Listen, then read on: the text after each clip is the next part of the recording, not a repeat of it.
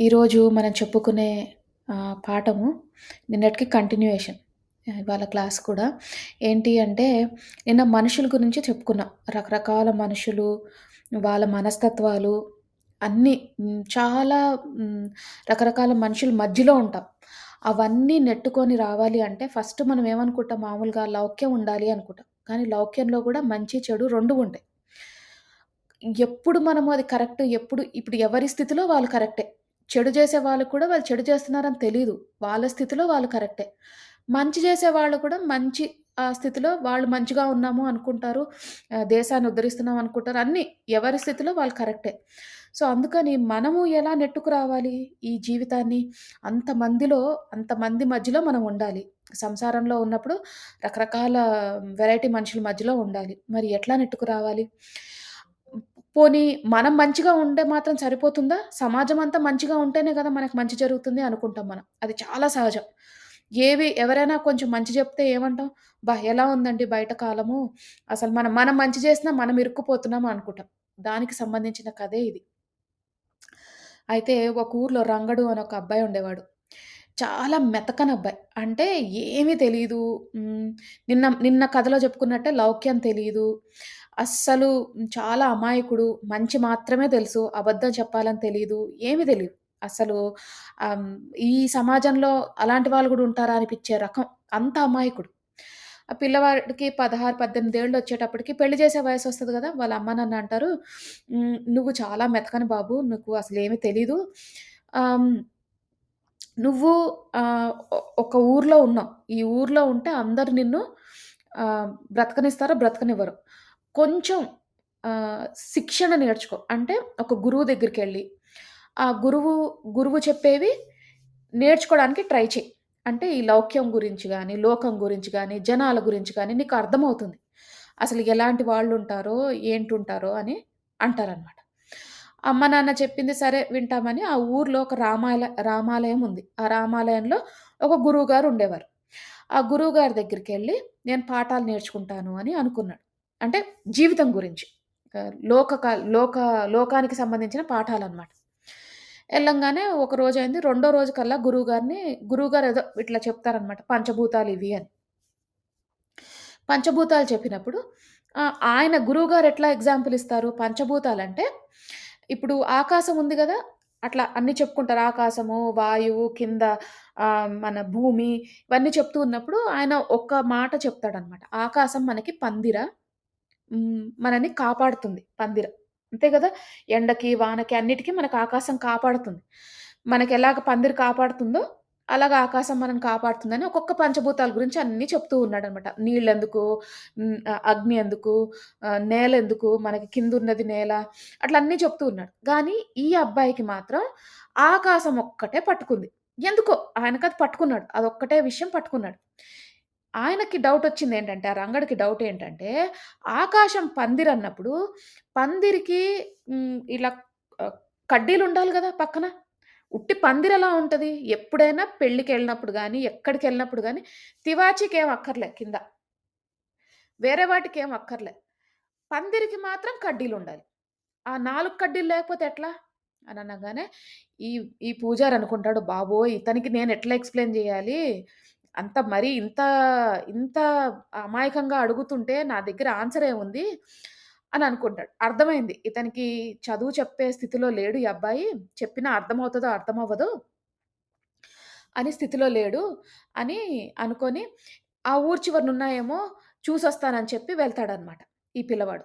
పోనీ ఇంక నాకెందుకు ఈ తలకాయ నొప్పి అనుకున్నాడు గురువు. ఆ గురువు జంపు. ఆయన ఎళ్ళిపోయాడు. నేను నీకు చెప్పలేను అని చెప్పి వాళ్ళ అమ్మ, నాన్నకి చెప్పేస్తారు. వాళ్ళింకా బాధపడతారు. అంతలోపల ఇతనికేంటి రంగడికి నిజం తెలుసుకోవాలని. ఆకాశానికి కడ్డీలేవి, కోడులేవి. ఆ పక్క 4 ఆ పందిరన్నప్పుడు ఆకాశం పందిరన్నప్పుడు దానికి కోడిలేవి. అయితే ఇంకా ఊరవతలెళ్ళాడు. ఇటు పక్కకెళ్ళాడు కనిపిచ్చలే. అటుపక్కకెళ్ళాడు కనిపిచ్చలే. ఇంకెక్కడికెళ్ళాడు కనిపిచ్చలే. ఎక్కడికెళ్ళినా కనిపిచ్చలే. ఇంక వాళ్ళ అమ్మ, నాన్న గూడా బెంగ బెట్టుకుంటారు. ఏంటి వీడిట్లా తయారయ్యాడు, కొంచెం నేర్చుకోమని పంపిస్తే ఆకాశం గురించి ఇప్పుడు రీసెర్చ్ జేస్తున్నాడు. ఎట్లా వీడిని ఎట్లా ఎట్లా ఏం జేయాలి అంటే, అప్పుడే ఆ ఊరికి వేరే ఊరు నుంచి ఒక యోగొచ్చాడనమాట. ఆయన హిమాలయాల్లో చాలా ధ్యానం జేసి, చాలా పెద్ద పేరున్న యోగి. ఎలాంటి వాళ్ళనైనా మార్చే అంత శక్తి ఆయన దగ్గరుంది. ఈ అమ్మ, నాన్న ఉన్నారు కదా! పాపం బాధపడి తీసుకెళ్తారు. "అయ్యా! ఇట్లా ఉంది. వీడు అసలు ఎందుకు పనికి రాకుండా పోతున్నాడసలు. రోజు రోజుకి ఉన్నంత కాలం మేము జూసుకుంటాం. లేని తర్వాత వీడేం జేస్తాడు" అని బాధపడతాడు. బాధపడంగానే అతనడుగుతాడు, "అసలు ఏంటి ప్రాబ్లమ్?" అనంగానే ఈ ఈ అబ్బాయి ఏమంటాడంటే, "నాకు ప్రాబ్లమ్ ఏం లేదండి. బాగానే ఉన్నాను. ఆకాశం పందిరి అని చెప్పారు నాకు. ఆకాశం పందిరి అయినప్పుడు వాటి కడ్డీలెక్కడున్నాయి?" అని అడుగుతాడు. ఉండాలి గదా! కడ్డీలు ఎక్కడున్నాయి? లేవు నాకు. ఇప్పుడవి లేకపోతే మన మీద పడిపోతది గదా మరి.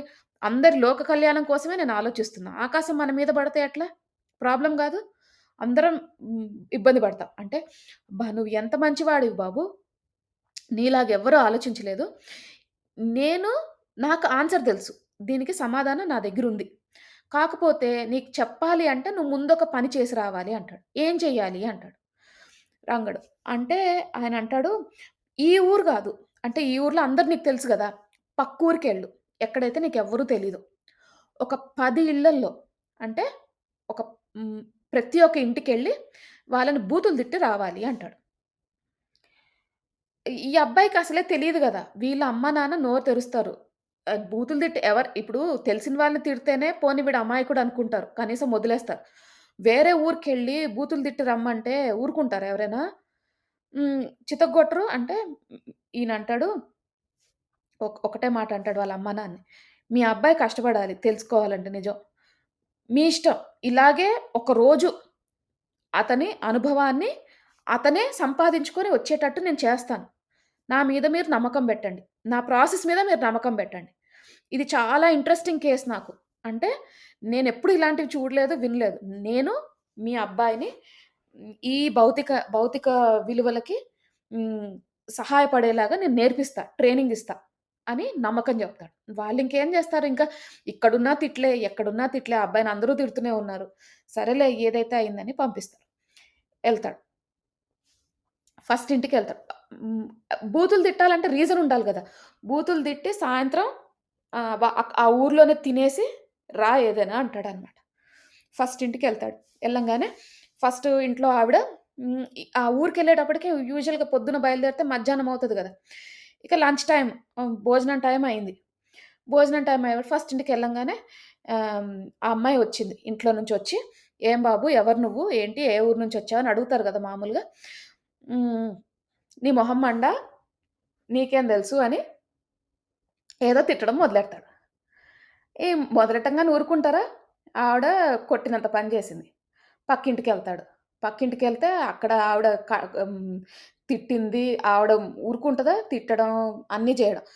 పక్కకెళ్తే ఇంకో ఇంటికెళ్తే అక్కడ పిల్లలు మధ్యాహ్నం పూట అందరూ వ్యవసాయంకెళ్తారు గదా! మగవాళ్ళు. పిల్లలు, ఆడపిల్లలు, ఇంట్లో ఉన్నవాళ్ళు, పిల్లలే ఉంటారు. ఒకళ్ళైతే రాళ్ళేసి కొట్టారు. ఈ ఇతను పిచ్చోడనుకోని. అట్లా 9 ఇల్లులయినాయి. అయితే ఇంక లాస్ట్ 10 పదో లాస్ట్ 10 హౌసెస్ అన్నారు గదా! 10 ఇల్లులన్నారు గదా! 10 పదో దానికి ఆహ్, ఎళ్లి అక్కడ వరండా మీద కూర్చొని, మళ్ళీ అట్లానే తిట్టి, "ఏమే నీకు నేనిక్కడికొచ్చానని తెలీదా? అన్నం బెట్టాలని తెలీదా?" అని ఏదో తిట్టడం మొదలెడతాడు. పెట్టంగానే ఆ ఇంట్లో ఒక ఆవిడుంది. ఆవిడ పాపం ఎంతో ఆహ్, ఏమంటారు గాబరాగా చాలా హడావిడిగా ఒక ప్లేట్‌లో అన్నం తీసుకొచ్చి, కూర బెట్టి, కొంచెం మజ్జిగ పోసి తినమని చెప్పి, ఆ అబ్బాయి తింటుంటే ఏం జెప్పిందంటే, "నాయనా పాపం నువ్వు ఎంత ఆకలి మీదుంటే అట్లా తిడతావు నన్ను? నేనెవరో తెలీదు. నేనేంటో తెలీదు. నువ్వు ఎంతో బాధపడ్డావు గదా! ఆకలి మీద నువ్వు రొసరొసలాడుతున్నావు. ఎవరు అట్లా తిట్టరు ఎవరిని. కారణం లేకుండా ఎవరు తిట్టరు. ఇంటికొచ్చి ఎవరైనా ఊరికే తిడతారా? తిట్టరు గదా! నువ్వు ఎంత ఆకలి మీద ఉంటే, ఎంత బాధలో ఉంటే నువ్వొచ్చి తిడతావు?" అని చెప్పి అన్నం పెడతది. పెట్టి ఆయన తిన్న తర్వాత మళ్ళీ అంటది, "రేపు ఎవరింటి పడితే వాళ్ళ ఇంటికెళ్ళమాకు. డైరెక్ట్‌గా మా ఇంటికి రా నీకు ఆకలేస్తే. నేనే ఒక్కదాన్నే ఉంటా ఇక్కడ. ఎంతో కొంత నీకు అన్నం పెడతాను. ఓకే. ఆ అన్నం పెట్టినప్పుడు నాకేం పెద్ద అది పని గాదు. నీకు పనిమాలా చేసి నేనేమి ఎక్కువేం చేయట్లేదు. నేను తినే దాంట్లో నీకు అన్నం పెడతా. నువ్వు డైరెక్ట్‌గా ఇక్కడికే రా. ఎవ్వరింటికెళ్ళమాక" అని చెప్పంగానే ఇతను విని ఊరుకుంటాడంతే. ఊరుకొని బయలుదేరతాడు. వస్తాడు సాయంత్రం అయింది. యోగి దగ్గరికొస్తాడు. యోగి దగ్గర రాంగానే వీళ్ళ అమ్మ, నాన్న ఫస్ట్ భయపడిపోతారు. అయితే కథ చెప్తాడు. ఆ యోగి కథ చెప్తాడు. ఇట్లా అయిందండి. ఒకళ్ళు కొట్టినంత పని చేశారు. ఒకళ్ళు తిట్టారు. ఒక పిల్లలు రాళ్ళేసి కొట్టారు. అన్ని రకాలుగా అయినియి. లాస్ట్ ఆవిడ మాత్రం ఆహ్, నాకు భోజనం పెట్టింది అని అంటాడనమాట. అంటే ఏది ఆవిడ అని అడుగుతాడు. ఇక్కడెందుకుంటదండి? ఆ ఊర్లో ఉంది గదా! ఇక్కడెందుకుంటది నాతో పాటు అంటాడు. అప్పుడు ఆ యోగి ఏమంటాడంటే, ప్రతి ఊరికి అలాగ నలుగురు మనుషులుంటారు. వాళ్ళే నీకు కావాల్సిన పందిరికి కడ్డీలు అని చెప్తాడు. అదేంటండి వాళ్ళు కడ్డీలేంటి అంటే, కనిపించని కడ్డీలు వాళ్ళు. ఈ ఊర్లో ఉన్న వాళ్ళకి ఆ ఊరు విషయాలు తెలీవు. నీకిప్పుడు ఆ అమ్మాయి నువ్వెళ్లి కలిసొచ్చావు గాబట్టి నీకు తెలిసింది. ఆమె నువ్వు తిట్టినా, నువ్వు ఏం చేసినా ఆవిడ మంచితనంతో నీకు మంచి చేసింది. నువ్వు ఎవరో తెలీదు. దారిన పోయే మనిషివి. పైగా నువ్వెళ్లి ఆమెని తిట్టావు. 9 మంది నిన్ను చిరాకు పడ్డా, 9 మంది నిన్ను విసుక్కున్నా, ఒక్క మనిషి మాత్రం నీకు భోజనం పెట్టింది. ఒక్క మనిషి. ఊరికొక మనిషి. ఆహ్, అలాగే ఇంకా ముగ్గురు, నలుగురు ఉండుంటారు. మనకు తెలీదు. కాకపోతే ఆ కనిపించని మంచి వాళ్ళే ఈ పంచభూతాలని మోస్తున్నారు. మనం గుర్తుంచుకోవాల్సిందేంటంటే, ప్రతిసారి మనం మారిపోతే చాలా, ప్రపంచమంతా మారాలి గదా! అని అనుకుంటాం. లేదు. మనం అవ్వాల్సింది ఆ పందిరికి కడ్డీలు. మనకి ఎరుక ఉంది. మనం ఎంతో అదృష్టం జేసుకుంటే ఇట్లా వచ్చాం ఈ ధ్యాన మార్గంలోకి. ప్రతిరోజు కథ వింటాము. ఎన్నో విషయాలు తెలుసుకుంటాము. కొత్త కొత్త విషయాలు తెలుసుకొని ఎరుకలోకొస్తున్నాం. అంటే అరే! ఇట్లా తప్పు చేశాము, ఇట్లా చేయగూడదు, రేపు కరెక్ట్‌గా చేయాలి. అని ఆలోచన విధానం పెంచుకుంటున్నాం. అట్లాంటప్పుడు మనము ఆ ధర్మాత్ములం ఎందుకు కాకూడదు? మనం గూడా కనిపించని కడ్డీలు. సరే వేరే వాళ్ళు చేస్తే చేయనీయండి. వేరే వాళ్ళు మందు షాప్ పెట్టుకొని లక్షలు సంపాదించారు. సంపాదించండి. సంపాది ఇవ్వనివ్వండి పర్లేదు. మనకు ప్రాబ్లమ్ లేదు. మనం చేయకూడదు. ఎందుకంటే దానివల్ల కొంతమంది నష్టపోతారు గాబట్టి. అలానే చాలా తప్పులు, చాలా బిజినెస్‌లు చాలా రకాలుగా చాలామంది చేస్తారు.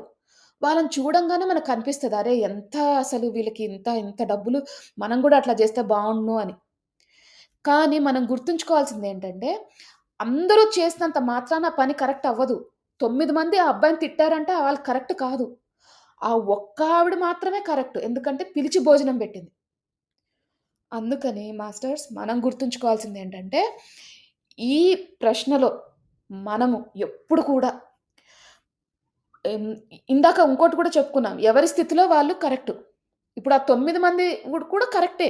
ఎందుకంటే వాళ్ళేమంటారు, "నువ్వు తిట్టావు, నేను తిట్టాను." కరెక్టే అందులో తప్పేముంది?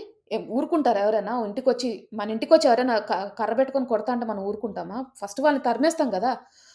కాకపోతే ఆ ఆఖరావిడ ఎప్పుడైతే ఆ మంచి భావనతో, అయ్యో పాపము ఎంతో ఆకలి మీద ఉన్నాడు పిల్లోడు అని చెప్పి భోజనం పెట్టింది. అదే భోజనం పెట్టిన తర్వాత గూడా ఈ అబ్బాయి కర్ర పెట్టుకొనెళ్లి కొట్టాడనుకోండి ఆవిడని, పదో ఆవిడని. అప్పుడు ఆవిడ మాత్రం ఊరుకుంటదా? ఆవిడ మాత్రం ఇప్పుడు ప్రాణహాని జరిగినప్పుడు ఎవరైనా సరే రక్షించుకోవాల్సిందే వాళ్ళని వాళ్ళని. వాళ్ళు కొడుతున్నా నేను ఇలాగే కూర్చుంటాను అని అంటే ఎవరు ఊరుకోరు. ఏ గురువు గూడా చెప్పరట్లా. గురువు చెప్పేదేంటంటే, మనము మంచితనంలో, మంచి మార్గంలో ఉండాలి. అంతే. ఒకలి భావనని అర్థం చేసుకునే ప్రయత్నం చేయాలి. ఈ ఫస్ట్ 9 ఏం చేశారు? అతని ఇంటెన్షన్ గాని, భావన గాని ఏది అర్థం చేసుకోలేదు. తిట్టారు, తిట్టారు. వాళ్ళన్నారు, వీళ్ళన్నారు అయిపోయింది. అక్కడితోటి అయిపోయింది అంతే. కానీ ఆ లాస్ట్ ఆవిడ చేసింది కాబట్టి, ఆ గుర్తింపు అంటే ఆ ప్రపంచాన్ని, ఈ పంచభూతాల్ని మోసే శక్తి వాళ్ళ దగ్గర ఉంది అని చెప్పే కథే ఈ కథ. సో, మనము జీవితంలో ముందుకెళ్ళాలంటే ప్రతిసారి కాకపోయినా, ప్రతిసారి అట్లా మనము ఆ కడ్డీలాగా పందిరికి కడ్డీలాగా అవ్వాలన్నా గూడా కష్టమే. దానికి చాలా ఎనర్జీ గావాలి. ప్రతిసారి అంత ఏమంటారు మంచితనం గావాలి. అన్నీ గావాలి. చాలా ఎందుకంటే మనకుండాల్సిన స్థితులు మనకుంటాయి.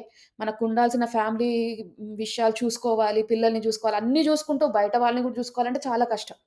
కానీ మనం జేయాల్సిందేంటంటే కనీసం మన ఇంట్లో వాళ్ళ దగ్గర మన మావయ్యలు, అత్తలు, అత్తగారులు, మామగారులు లేకపోతే అమ్మా, నాన్న దగ్గరున్నప్పుడు బాధ్యతలు ఇవన్నీ గూడా మనం కనిపించని కడ్డీలాగా ఉండాలి. ఆ ఇల్లుని మొయ్యాలి అంటే ఆ కనిపించని కడ్డీలాగా ఉండాలి. ఫస్ట్ మన ధర్మం మనం నిర్వహించాలి. తర్వాత మిగతాయన్నీ. ప్రతి విషయంలో జాబ్ జేస్తుంటే జాబ్ దగ్గర, మన ఇంటి పక్కన, చుట్టుపక్కన ఉంటే వాళ్ళ దగ్గర ఉన్నంతలో తోచినంత ప్రతిరోజు చెప్పుకున్నట్టే ఉన్నంతలో తోచినంత సహాయం చేసుకుంటూ మనము ఆ ఉన్నత స్థితికి వెళ్ళే ప్రయత్నం చేయాలి మాస్టర్స్. అది ఈరోజు కథ. అందరూ కథ విన్నారు గాబట్టి ఇక మనం చక్కగా ధ్యానం జేసుకుందాము. నమస్తే మాస్టర్స్. అందరూ స్థిర సుఖాసనంలో కూర్చోండి. అంటే మీకు ఏ పొజిషన్ కంఫర్టబుల్‌గా అనిపిస్తే ఆ పొజిషన్‌లో కూర్చోండి. ఒకవేళ మీ ఆరోగ్య రీత్యా మీరు కూర్చోలేకపోతే పడుకొని కూడా ధ్యానం చెయ్యొచ్చు.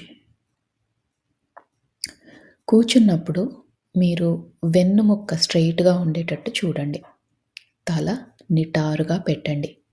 వేలల్లో వేలు పెట్టుకోండి. కళ్ళు 2 మూసుకోండి. అలాగే పడుకొని ధ్యానం చేసేవారు కాలు మీద కాళ్ళు పెట్టుకొని, వేలల్లో వేలు పెట్టుకొని, కళ్ళు 2 మూసుకోండి.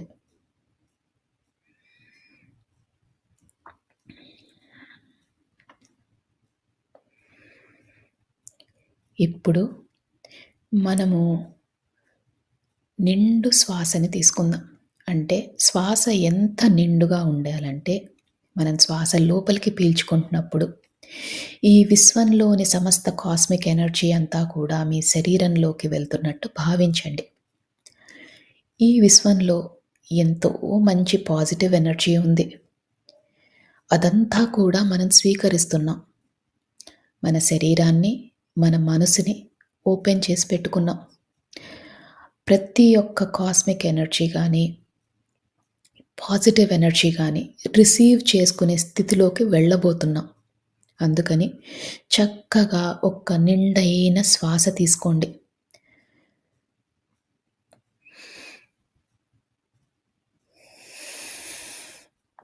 ఆ శ్వాసని వదిలేసేటప్పుడు మనలోని సరికాని ఆలోచనలు, చికాకులు, టెన్షన్లు ఏవైనా ఉంటే అవన్నీ తొలగించుకునే ప్రయత్నం చేయండి. ఈ నిండైన శ్వాస తీసుకున్నప్పుడు మీ ఊపిరితిత్తులు నిండుగా అనిపిస్తాయి. అలాగే ఆ శ్వాసని వదిలేసేటప్పుడు చాలా తేలికైపోతాయి. దీన్ని గమనించండి. ఇలానే ఒక 5 సార్లు నిండైన శ్వాస తీసుకొని వదిలేసే ప్రయత్నం చేయండి.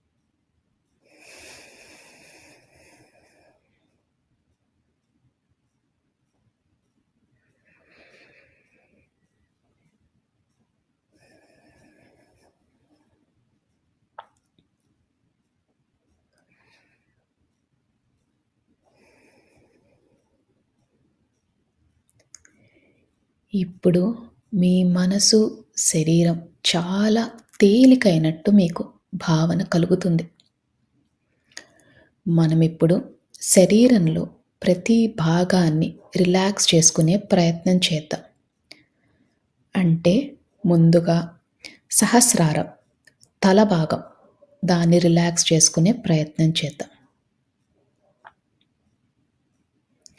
అలానే ముఖము, చెవులు, భుజాలు, చేతులు, చేతి వ్రేళ్ళు, పొట్ట, నడుము, కాళ్ళు, పాదాలు, కాలి వ్రేళ్ళు అన్నిటినీ రిలాక్స్ చేసుకోండి. రిలాక్స్ చేయడం అంటే మీరు కంఫర్టబుల్ పొజిషన్లో కూర్చున్నట్టు, అలానే తేలిగ్గా అయినట్టు మీకు అనిపిస్తే మీ శరీరం రిలాక్స్ అవుతున్నట్టు బిగించి పట్టకండి. శరీరాన్ని చాలా లూజ్‌గా, రిలాక్స్డ్‌గా చేయండి.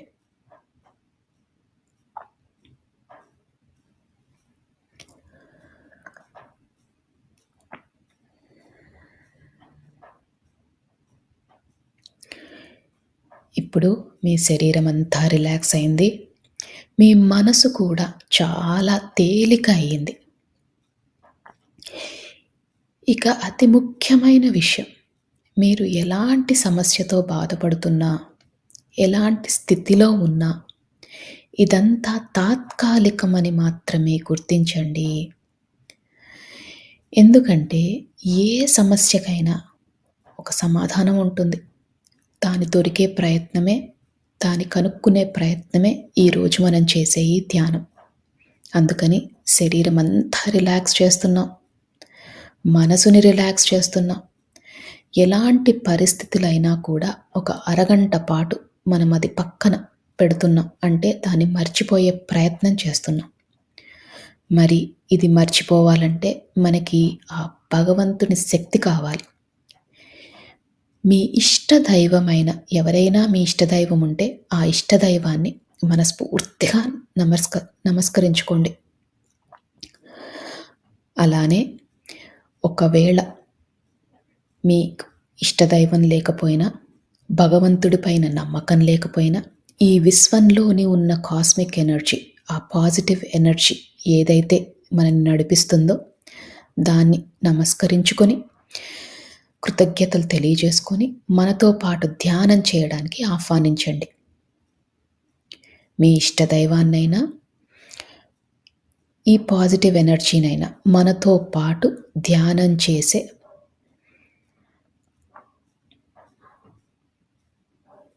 అవకాశాన్ని మనకి ఇవ్వమని మనస్ఫూర్తిగా ఆర్తితో చెప్పుకోండి.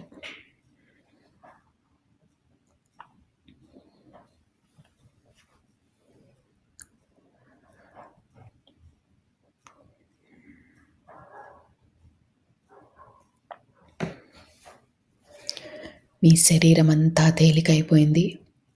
మీ మనసు కూడా చాలా తేలిగ్గా ఉంది. ఇక మనం ధ్యాన లోతుల్లోకి వెళ్దాం.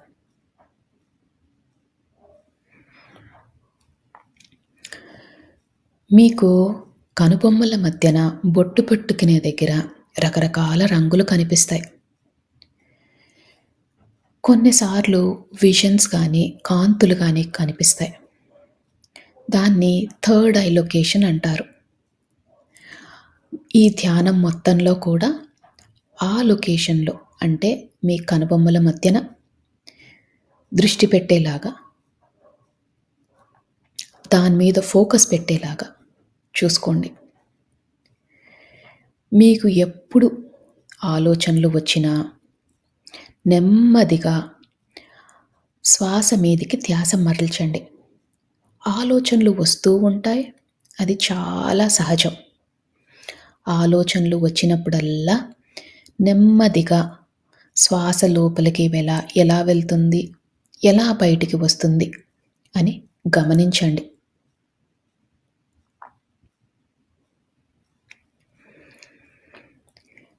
ఆలోచనలతో పోట్లాడొద్దు.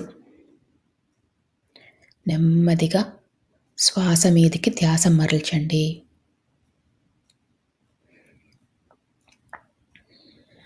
ఈ ప్రక్రియలో, ఈ ధ్యాన ప్రక్రియలో చాలాసార్లు ఆలోచనలు వచ్చే అవకాశం ఉంది. మనం ధ్యానం లోతులోకి వెళ్ళినప్పుడు ఏ ఆలోచనలు రావు. అందుకనే ఆలోచనలు వచ్చినప్పుడల్లా శ్వాస మీదికి ధ్యాస మరల్చండి.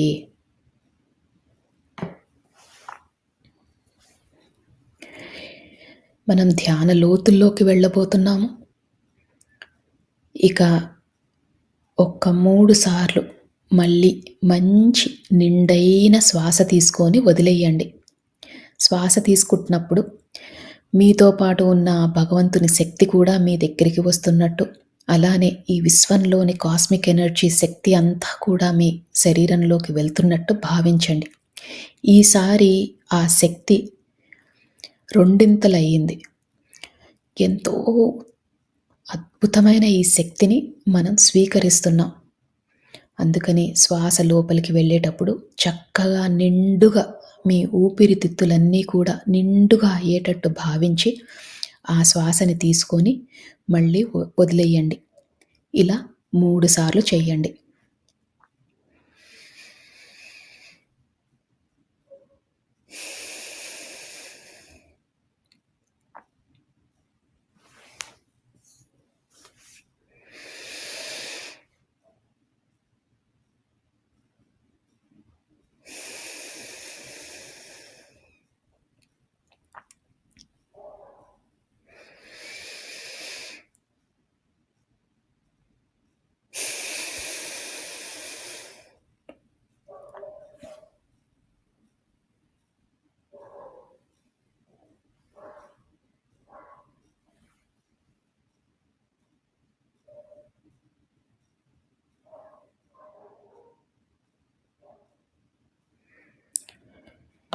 ఇప్పుడు మీ శరీరము, మీ మనసు చాలా తేలికైపోయాయి.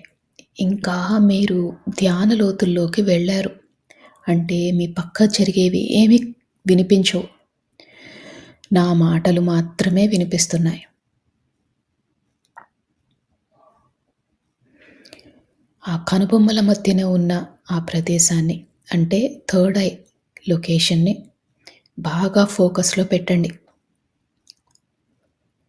ఒక్కోసారి మీకు ఆ థర్డ్ ఐ లొకేషన్‌లో కొంచెం భారంగా అనిపించినా, నొప్పిగా అనిపించినా అది చాలా సహజం.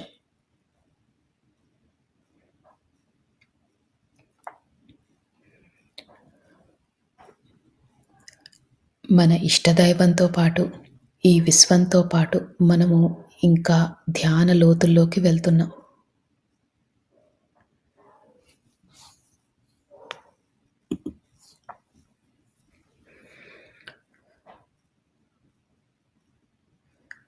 ఈ ధ్యాన లోతుల్లోకి వెళ్ళేటప్పుడు మీరు గమనించాల్సిన విషయం, మీ శరీరమంతా చాలా తేలికైపోయింది. మీకు ఎలాంటి ఇబ్బందులు లేవు. మీరు చాలా ధ్యాన స్థితికి వెళ్ళబోతున్నారు. ఈ విశ్వం మనకు సహకరిస్తుంది. మనము అద్భుతమైన స్థితికి వెళ్ళబోతున్నాం. మనకున్న పరిస్థితులు తాత్కాలికం మాత్రమే.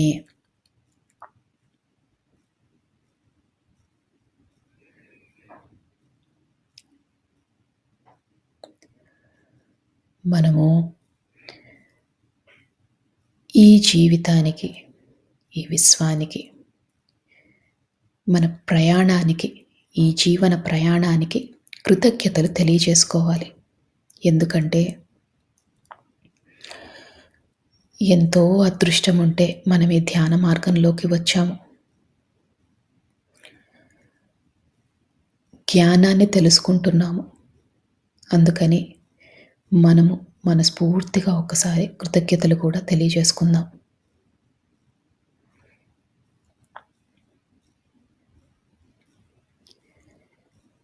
ఈ కృతజ్ఞతలు తెలియజేసినప్పుడు మీ శరీరం ఇంకా తేలికవుతుంది. ఎందుకంటే మీలోని సరికాని ఆలోచనలన్నీ తొలగిపోయాయి. మీరు ఎంతో రుణపడి ఉన్నారు ఈ అవకాశానికి, ఈ విశ్వానికి.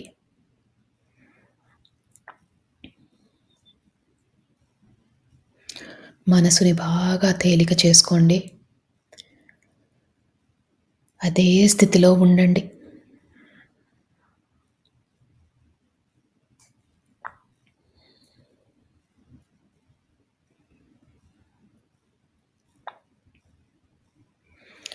ఆలోచనలు వస్తూ ఉంటాయి. ఆలోచనలు వచ్చినప్పుడల్లా కూడా నెమ్మదిగా శ్వాస మీదికి ధ్యాస మరల్చండి.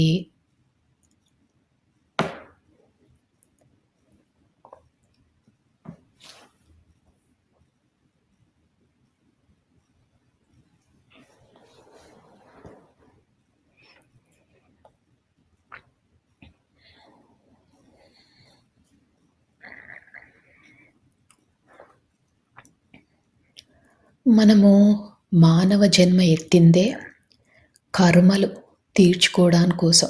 అంటే ఎన్నో జన్మలుగా కర్మలు చేస్తున్నాం. దాన్ని తొలగించుకునే ప్రయత్నం చేస్తున్నాం. ఈ కర్మలు తొలగిపోవాలంటే మనలో పరివర్తన చాలా ముఖ్యం. అలానే పశ్చాత్తాపం, ప్రాయశ్చిత్తం కూడా చేసుకోవాలి. అంటే మనం చేసిన తప్పులని గతంలో గానీ, గత జన్మలలో గానీ చేసిన తప్పులని క్షమించమని మనస్ఫూర్తిగా కోరండి.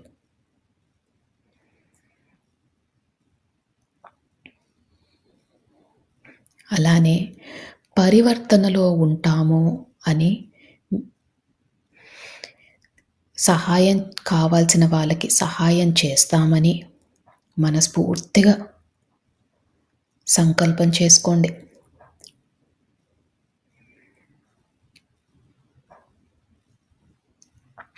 మా వద్దకు సహాయం కోరి వచ్చిన వారికి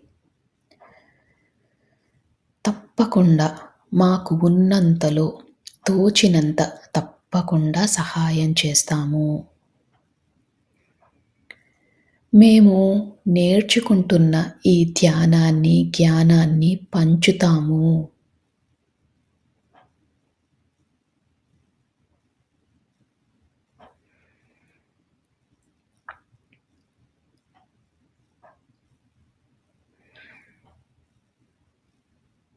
ప్రతి జీవాత్మకు కూడా మా వల్లే సుఖంగా బ్రతికే హక్కు ఉందని తెలుసుకున్నాము.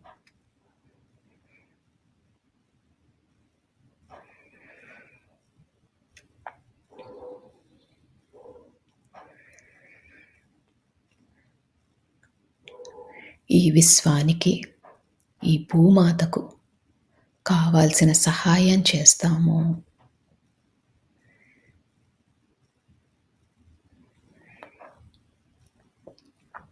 ఈ సంకల్పాలు మనం చెప్పుకున్నప్పుడు మీ శరీరం ఇంకా తేలికవుతుంది. మీ మనసు కూడా బాగా తేలికవుతుంది.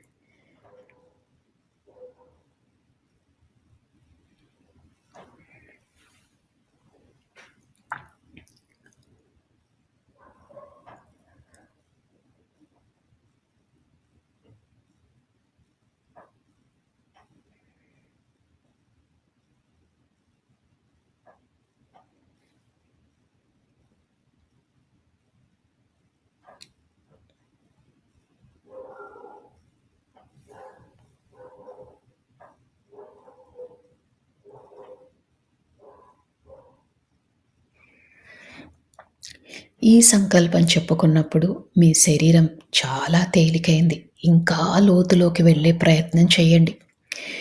మీ పక్కన ఏది జరుగుతున్నా మీకు పట్టించుకోవద్దు. నా మాటలు మాత్రమే మీకు వినిపిస్తున్నాయి. ఈ ధ్యాన లోతుల్లోకి మీరు వెళ్ళిపోయారు. ధ్యానంలో ఆ మహాదేవుడిని, ఆ పరమశివుడిని, ఆ జగన్మాతను, మీ ఇష్టదైవాన్ని, అలానే మీకు ఈ విశ్వం నుంచి కావాల్సిన సహకారం దొరకాలని మనస్ఫూర్తిగా కోరండి. ఇప్పుడు విశ్వంలోని సమస్త కాస్మిక్ ఎనర్జీ అంతా కూడా కాంతుల రూపంలో మన శరీరంలోకి వెళ్తున్నట్టు భావించండి. అద్భుతమైన కాంతులు, ఎటు చూసినా కాంతులే. ఈ కాంతులే మనకు సర్వం, ఈ కాంతులే మనకు దైవం, ఈ కాంతులే మనకు ఆరోగ్యం.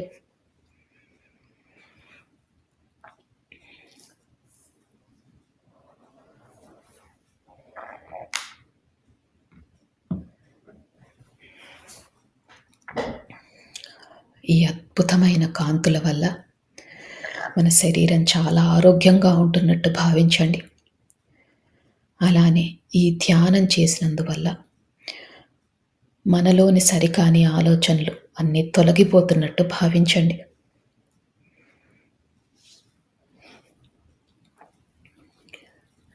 ఈ రోజు నుంచి మన కుటుంబ కలహాలన్నీ తొలగిపోతాయి. మన ఆర్థిక స్థితి మెరుగుపడుతుంది. మనం పడుతున్న మానసిక వ్యధ తొలగిపోతుంది. మన ఆరోగ్యం మెరుగుపడుతుంది. అద్భుతమైన కాంతులు ఎటు చూసినా కాంతులే.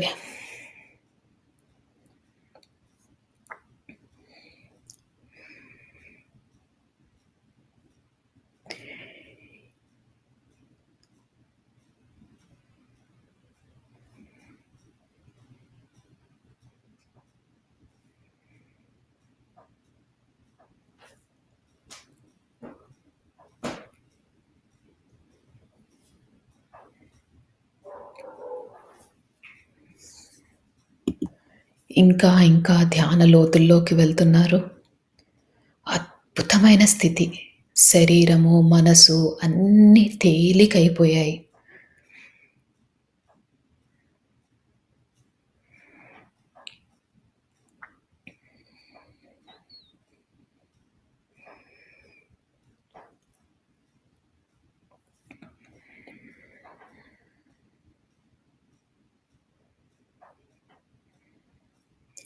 ఒకవేళ ఆలోచనలు వస్తుంటే, ఆలోచనలని వాటితో పోట్లాడకుండా నెమ్మదిగా శ్వాస మీదికి ధ్యాస మరల్చండి.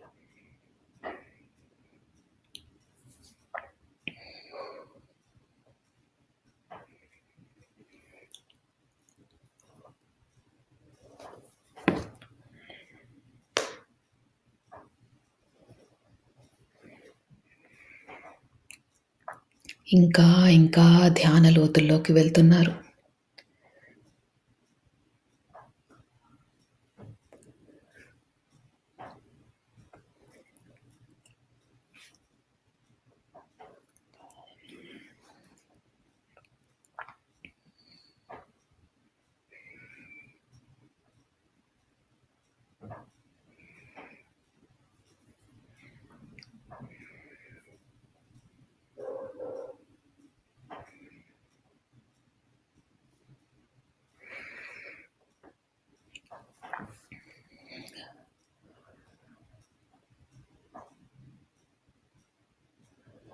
కనుబొమ్మల మధ్యన బొట్టు పెట్టుకునే దగ్గర మీకు రంగులు కనిపించిన, కాంతులు కనిపించిన, విజన్స్ కనిపించిన ఇంకా లోతుకు వెళ్ళండి.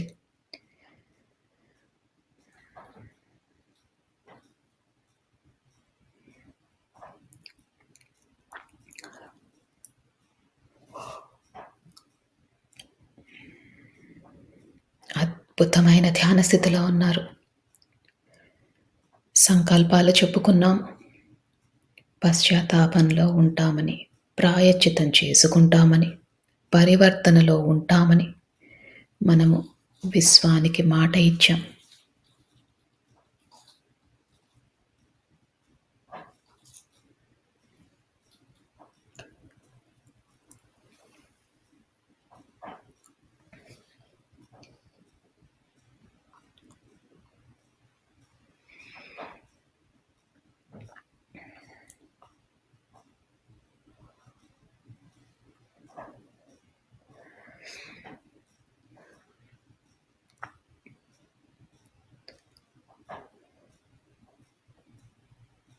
మీ శరీరాన్ని గమనించండి. చాలా తేలిగ్గా ఉంది. ఇదే స్థితిని కొనసాగిస్తూ ఇంకా ధ్యాన లోతుల్లోకి వెళ్ళండి.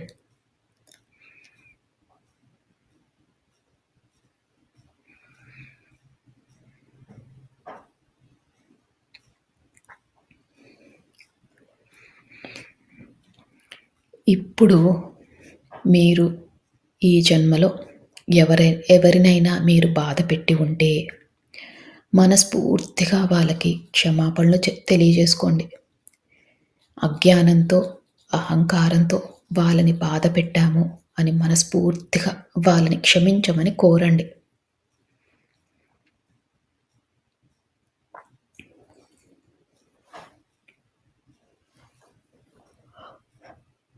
అలానే ఎవరైనా మిమ్మల్ని బాధ పెట్టి ఉంటే ఈ ఈ గతంలో వారిని మనస్ఫూర్తిగా మీరు క్షమించండి. వారు తెలియక, అజ్ఞానంతో, అహంకారంతో తప్పులు చేసి ఉంటారు. అందుకని మీకు వారిపైన ఎలాంటి కోపమున్నా, ద్వేషమున్నా అవన్నీ తొలగించుకోండి.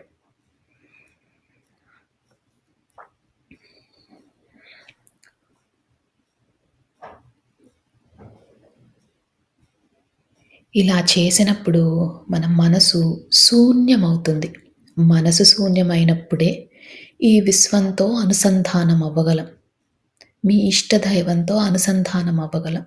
అందుకని ఎవరిపైనైనా కోపం గానీ, ద్వేషం గానీ ఉంటే అవన్నీ తొలగించుకోండి. శూన్య స్థితికి చేరుకోండి.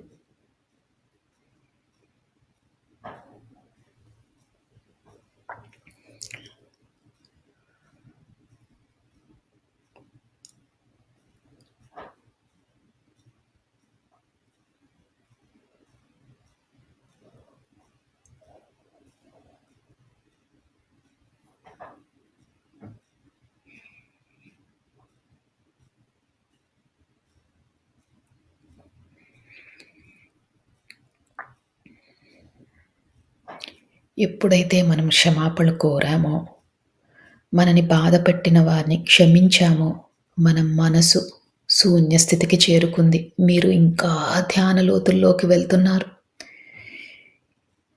ఆ విశ్వంతో అనుసంధానం అవుతున్నారు.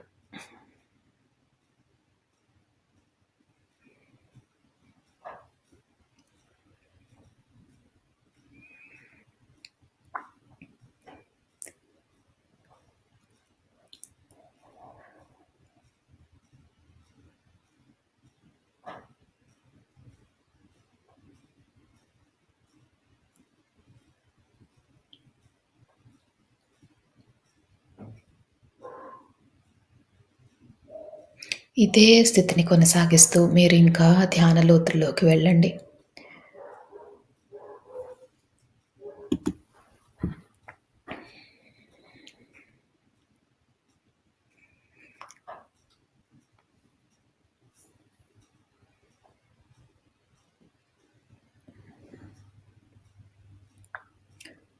అద్భుతమైన ధ్యాన స్థితిలో ఉన్నారు. ఇదే స్థితిని కొనసాగిస్తూ మీరు ఇదే స్థితిలో ఉండొచ్చు. ఒకవేళ ఈ స్థితి నుంచి బయటికి రావాలనుకుంటే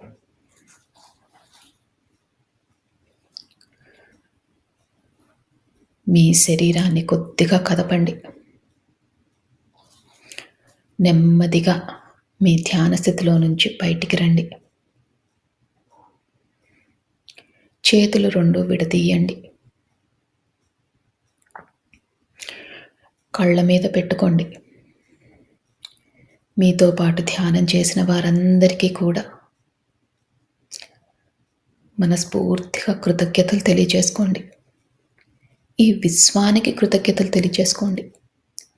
మీ ఇష్టదైవానికి కృతజ్ఞతలు తెలియజేసుకోండి. మీ మాస్టర్స్కి కృతజ్ఞతలు తెలియజేసుకోండి.